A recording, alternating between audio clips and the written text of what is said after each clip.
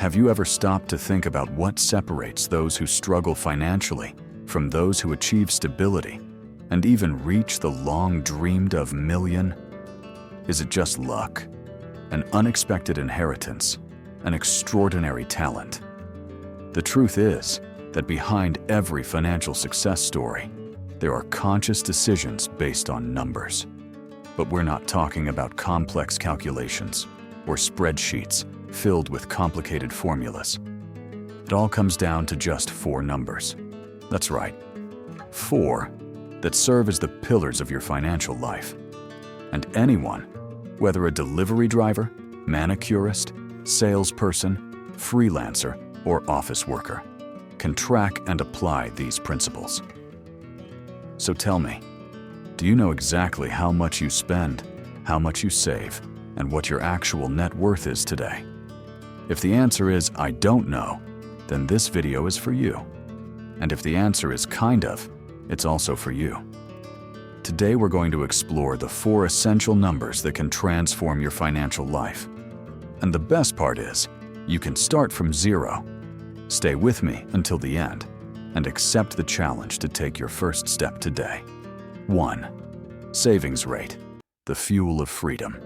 The first number you need to understand, calculate, and most importantly, track closely, is your savings rate. Simply put, it's the percentage of your net income that you manage to save each month. This is the fuel that powers your future. Without it, any financial plan remains just a distant dream. Think of your money like the fuel tank of a car. If you only fill up with 10 a month, you won't get very far.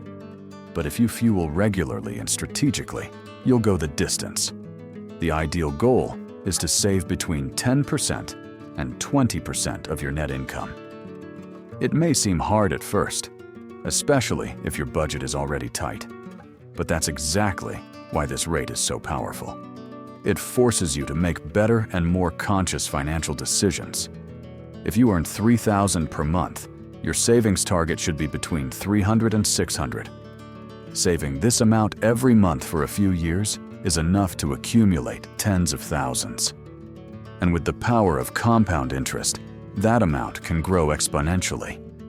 But for that to happen, discipline is key. It means saying no to impulse purchases. It means resisting the urge to upgrade your phone every year or finance a new TV just to impress others. True millionaires, the ones who build real wealth, are discreet. They don't spend to show off, they invest to secure a better future. 2. Smart division, 3 buckets for your goals. Saving money is just the beginning. The next step is knowing what to do with what you've saved. This is where a powerful yet simple concept comes in: the 3-bucket system. Each bucket represents a different purpose for your money. Emergency fund bucket, the most important one for those just starting out. You should save enough here to cover 3 to 6 months of essential expenses. This includes rent, food, transportation, utilities, and other fixed costs. The goal is to build a safety net to cover unexpected situations like health issues, job loss, or urgent home repairs. This money should be invested in highly liquid and secure products, such as government bonds, e.g., Treasury Direct. Investment bucket. Once your emergency fund is set, it's time to make your money work for you. This bucket includes investments with higher growth potential, such as stocks, real estate funds, medium and long-term fixed income, and even international investments. The idea is to multiply your capital over time with a medium and long-term focus. Short-term goals. Bucket. Is there something you want to achieve in the coming months or years?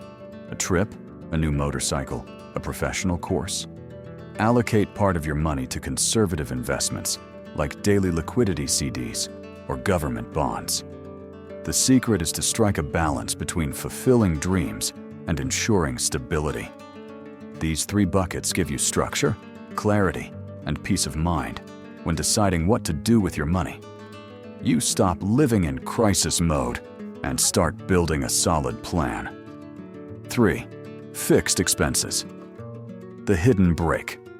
Now, let's talk about the second essential number, the weight of your fixed expenses in your budget. These are the bills that arrive every month like clockwork: rent, electricity, water, HOA fees, health insurance, school tuition, car payments. These costs don't vary much from month to month, and that's exactly why they need to be well managed. The golden rule is that fixed expenses should not exceed 50% of your net income. If they're between 50% and 60%, it's a warning sign. If they're over 70%, it's like driving with the parking brake on.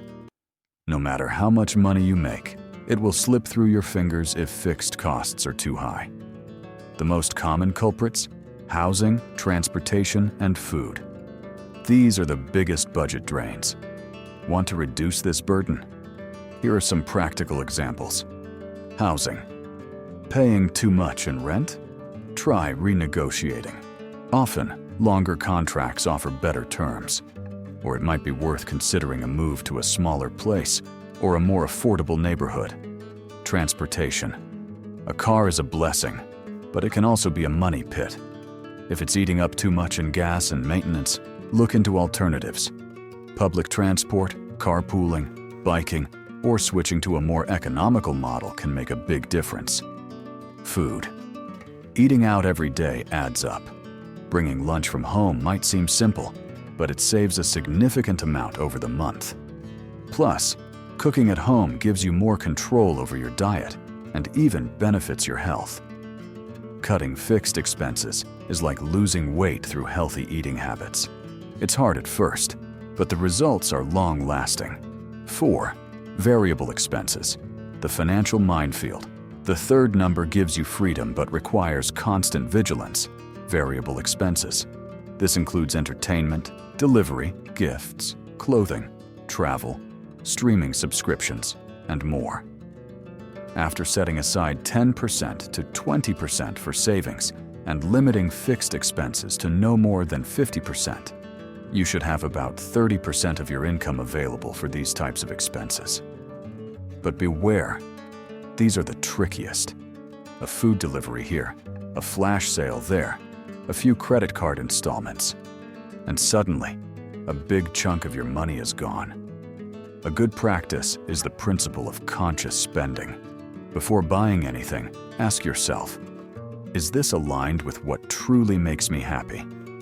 If not, reconsider.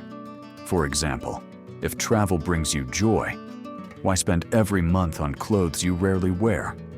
Or if your goal is to take a course that could change your career, it's worth skipping some nights out with friends to invest in that instead. The truly wealthy know how to spend wisely. They value experiences, purpose, and freedom, not showmanship. 5. Net worth, your financial scoreboard. Now we've reached the fourth and final number, your net worth.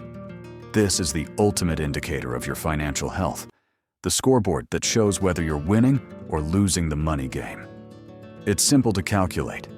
Add up all your assets, money in your account, investments, properties, vehicles, and subtract all your debts, loans, installments, financing. The result is your net worth. For example, investments, $30,000. Car, $40,000. Property, $250,000. Mortgage, debt, $120,000.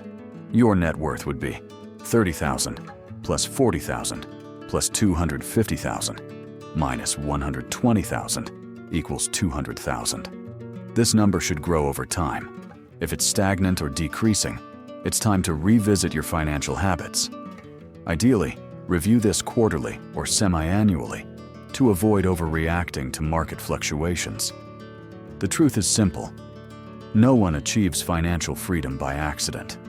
It's not about luck or earning a lot of money. It's about taking care of what you already have, making smart and consistent decisions. The 4 numbers you learned today, savings rate, fixed expenses, variable expenses, and net worth, are the pillars of your financial journey. They show where you are and where you're heading. So if you've made it this far, you've already taken the first step. Now comes the most important part, taking action. Grab a pen and paper or open your spreadsheet on your phone. Do your financial checkup.